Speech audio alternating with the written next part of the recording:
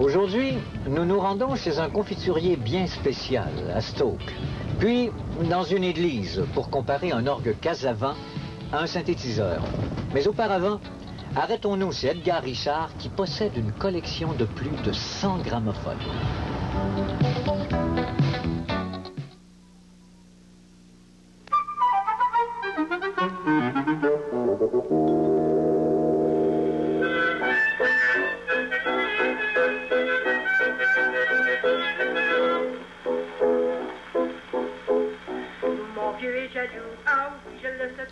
Monsieur Edgar Richard, à partir de quel moment vous êtes-vous intéressé au phonographe? Oh, tout jeune, les gens du voisinage où je demeurais à l'école, ils nous les donnaient. Autrement dit, ils étaient déjà un petit peu révolus, surtout les cylindres. Hein? Les autres, ça commençait, les disques. Alors, les phonos à cylindres, c'était un peu révolu, et puis les gens, ben, ils en disposaient comme ils pouvaient. Et puis, ça s'est continué comme ça jusqu'à aujourd'hui, ou vous vous êtes désintéressé? Oui, j'ai désintéressé, puis ensuite, après ça, au collège, plusieurs années, puis bon, on ne pensait pas à ça, puis j'ai fait autre chose. Ensuite, ben, ça prenait de la place dans la maison, comme autre chose. Hein? Mais par contre, ensuite après, c'est surtout depuis une quinzaine d'années que je m'en occupe comme collection. Un peu avant de finir de travailler, j'ai commencé à ce moment-là, et puis depuis, ben, ça s'est amplifié. Et ils datent de quelle année, vos phonographes ici? Votre plus vieux, par exemple? Oui. Donc, les phonos eux-mêmes peuvent dater au début du siècle, naturellement. 1902, 1903, 4, 5. Par contre, il y a un petit ordre de Barbarie qui est centenaire maintenant, davantage. Monsieur Richard, la plupart des phonographes que vous avez ici ont été fabriqués aux États-Unis, je présume. La plupart, oui. Par contre, les mécanismes, surtout, ont été faits aux États-Unis, mais par contre, beaucoup de compagnies québécoises, canadiennes, importaient le mécanisme et puis fabriquaient le cabinet dans lequel le mécanisme allait. Alors, ils vendaient le fait au Canada. Les dernières années, par contre, il y a des compagnies canadiennes qui ont fait des mécanismes même. Est-ce qu'il y avait des industries dans la région ici qui produisaient, justement, qui fabriquaient des phonographes?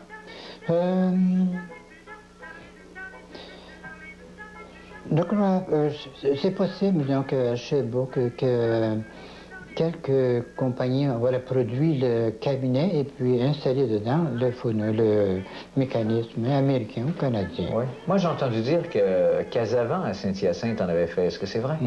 Oui. D'ailleurs, j'en ai 3 ou 4 ici, des modèles faits par Casavant. Ça, c'était le cabinet qui faisait uniquement, eux. Oui, oui, hein, c'est ça. Pas le mécanisme. Ah bien, ils fournissaient le mécanisme aussi, mais ça devait être produit par une compagnie au Canada ou des Américaines. Même certains mécanismes étaient importés de l'Europe aussi. Vous aimez beaucoup la musique, je crois. Oui, franchement. Au point d'en jouer aussi, pas seulement d'en écouter. Ah, un peu, pour le plaisir. Mais je pense que vous faites plus que jouer de l'orgue. Je pense que vous connaissez toutes les technicalités de la musique aussi. Vous avez étudié la musique déjà? Oui, un peu. Pas que je n'ai pas fait d'études régulières dans ce sens, mais bon, je me suis pu étudier un peu partout. Tout ce que j'ai pu accrocher de ce côté-là, je l'ai fait. Alors, si vous êtes d'accord, ce que je vais vous demander, c'est de me faire le tour, j'allais dire, de votre musée. Il y en a tellement ici.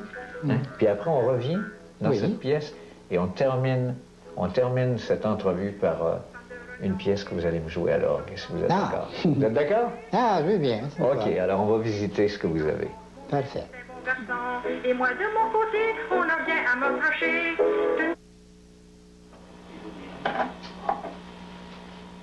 Monsieur Richard, est-ce que c'est aussi un phonographe, ça, ou c'est une caméra? Ah oui, c'est bel et bien phonographe. Elle a une caméra, mais par contre... Est-ce qu'on peut l'ouvrir? Oui. Je vous laisse faire ou je le fais moi-même? Oh, à deux, on va l'avoir. C'est fait... Ça vient d'où, ça? C'est fabriqué en Belgique, hein? Oui. Par la marque Colibri.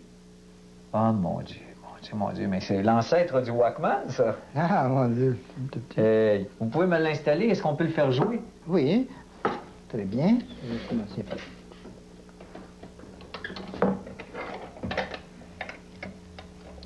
Ah, mon Dieu. Pensez-vous que les gens allaient à la plage avec ces appareils-là à l'époque? Ceux qui pouvaient se le permettre, ils en profitaient. Ça date de quelle année à peu près, cet appareil? De 25 à 1930, hein?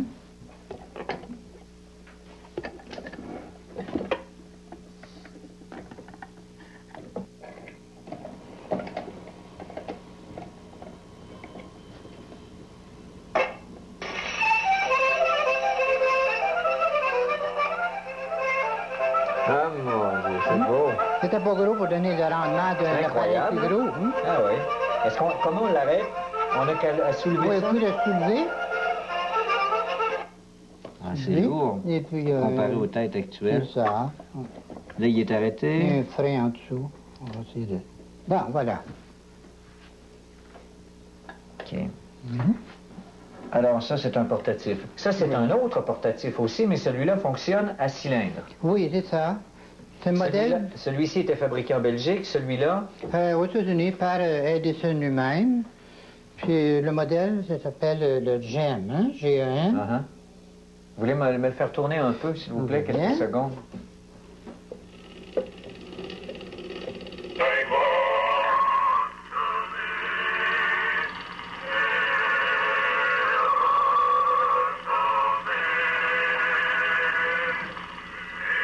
C'est pas gros, hein? Merci, c'est beau.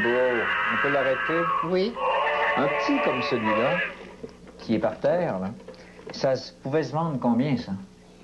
Oh, celui-là, disons, il n'était pas vendu, mais c'était plutôt offert comme bonus par la compagnie Columbia aux clients qui achetaient, disons, 12 cylindres. Ils leur donnaient un appareil comme ça, qu'on appelle un porte. Celui-là, il me semble assez particulier, mais est-ce que c'est un phonographe aussi? Oui. C'est un phonographe, ça? Non. Celui-là, c'est un dictaphone. Edison en a fait, mais celui-ci n'a pas été fait par dictaphone, mais par une compagnie... Quand vous parlez de dictaphone, là, vous parlez de ce qu'on trouve dans les bureaux habituellement. C'est-à-dire que le patron laisse un message là-dessus, la secrétaire met des écouteurs, et puis elle... C'est bien ça, oui. Un dictaphone. Mais je vois pas de micro. Ça fonctionnait comment? Ça fonctionnait avec un cylindre aussi? Oui, autrement dit, il pouvait parler un cylindre plus gros que celui-là, par exemple. Hein? Un cylindre plus gros. Il parlait dans le haut-parleur. Oui, c'est ça. S'enregistrait. Ça s'enregistrait sur le cylindre. C'est bien ça. Et après, la secrétaire n'avait qu'à faire tourner C'est ça, le elle cylindre. changeait un levier ici, et puis elle pourrait entendre ce qu'elle avait.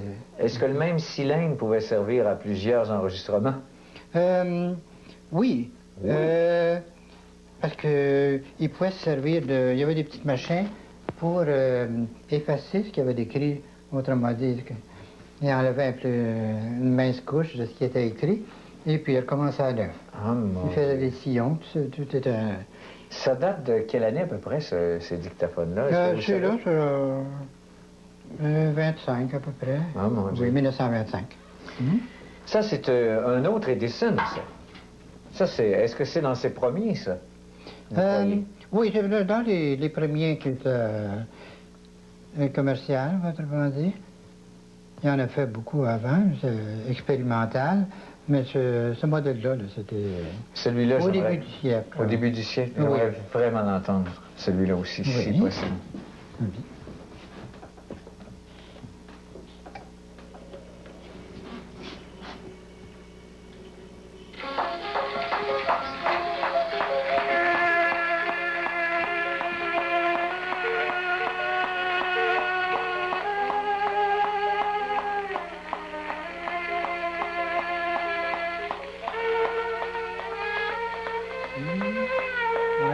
On va passer à la postérité, les périmètres. Est-ce qu'on peut l'arrêter? Oui. Oui, oui, on écrit sa signature ici. Hein? Oui. Alors, toutes les Permettez pièces sont signées Edison, hein, je sais pas. Alors, on passe dans une autre pièce? Parfait.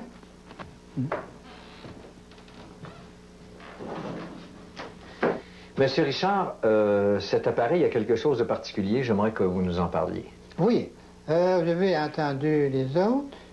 Celui-ci, ce qui le distingue, c'est que le volume du contrôle de l'air, du son, bien, ça peut être d'une manière différente. C'est-à-dire que celui-là, il y a un volume. Oui. Hein, alors que les autres de la même époque n'en avaient pas. Et non. Alors, voici la manière que ça fonctionne. On peut enlever. Premièrement, le cornet, là, il suit l'aiguille, hein? Il bouge, pareil comme ceux qu'on a vus tout Oui, à l'heure en bas. quand l'aiguille bouge, le cornet bouge lui aussi. Oui, je peux tourner, oui. Uh-huh. C'est incroyable. Oui. Maintenant, à l'intérieur du cornet, vous voyez un ballon. Ah, oui. Et c'est ce ballon-là, lorsqu'on pousse dessus dans le fond, là, qui contrôle le volume. Est-ce qu'il se contrôle d'ici ou il faut enlever le panneau absolument Non, pour y il aller? contrôle par ici. Oui. Est-ce qu'on peut, en faire l'expérience, le faire Oui, tourner? très bien. Je vois que le disque est très épais aussi, hein? Oui, c'est on peut regarder celui-là. Et ça a au moins un quart de pouce. Ah oui, et plus. Oui, ils ont été fabriqués par Edison. Ensuite, ben, il y a son portrait qui apparaît sur ces disques-là. Il y en a un ici. Là, son portrait, Oh mon Dieu. avec son nom, ça fait bel et bien Edison. On écoute celui-là? C'est bien.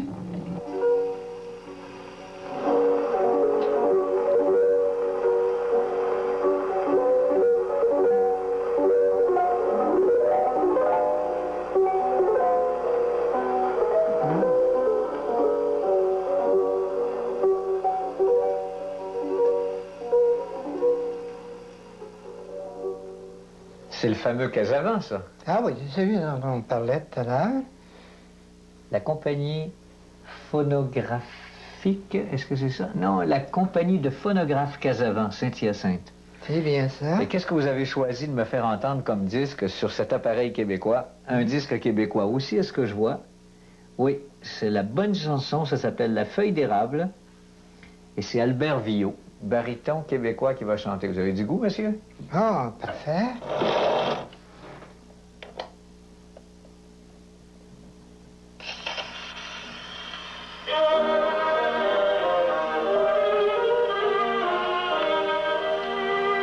Certains jours, le bon Créateur fit dire au peuple de la terre que chacun choisisse une fleur que pour le roi les mystères. Ah ben, avant que vous me la jouiez, monsieur Richard, je voudrais vous remercier de m'avoir rendu cette journée aussi agréable, de nous avoir laissé entrer dans votre maison, puis de nous avoir accueillis de façon aussi chaleureuse. Maintenant, là, je ne fais que vous écouter. Ah. Allez, jouez.